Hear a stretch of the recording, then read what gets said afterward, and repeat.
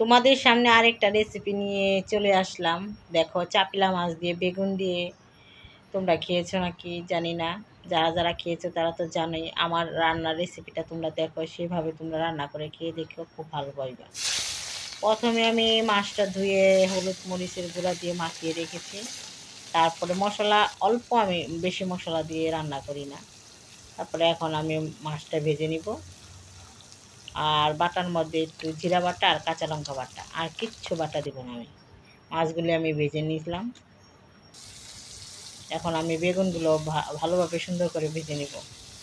বেগুনটা আলাদা করে ভাজলে আর কি একটু স্বাদটা ভালো লাগে। তারপর একটু লবণ দিলাম। তোমরা কে কে খাইছো এই রেসিপিটা?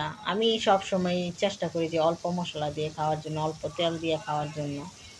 তারপর অল্প একটু হলুদ দিয়ে দিলাম যাতে কালারটা সুন্দর হয় বেগুনের। এখন সম্বারের মধ্যে আমি কালিজিরা সম্বার দিব,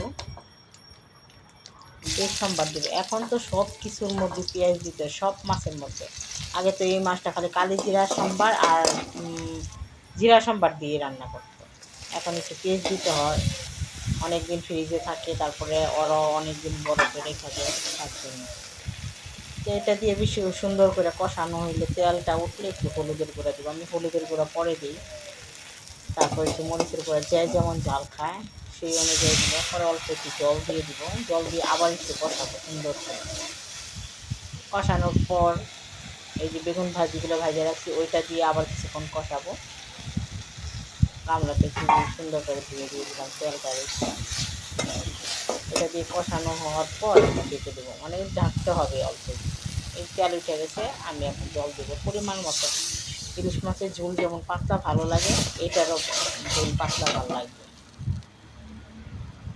দেখো উত্তরানি আসা পড়ছে, আমি এখন মাছটা দিয়ে দেবো।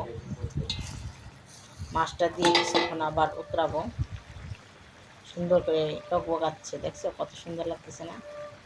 বন্ধুরা, যদি ভালো লেগে থাকে আমার রেসিপিটা, তাহলে একটা সুন্দর চেয়ে কমেন্ট করবো আর একটা লাইক করে দিও। কেমন লেগেছে কমেন্ট করে জানাবে।